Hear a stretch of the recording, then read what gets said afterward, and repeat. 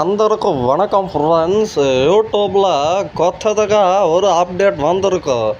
என்ன அப்டேட்டுன்னா, நானும் தங்கலான் ட்ரைலர் பார்க்கலான்னு சொல்லிட்டு யூடியூப்பில் வந்தபோது அப்டேட்டுன்னு கேட்டுச்சு.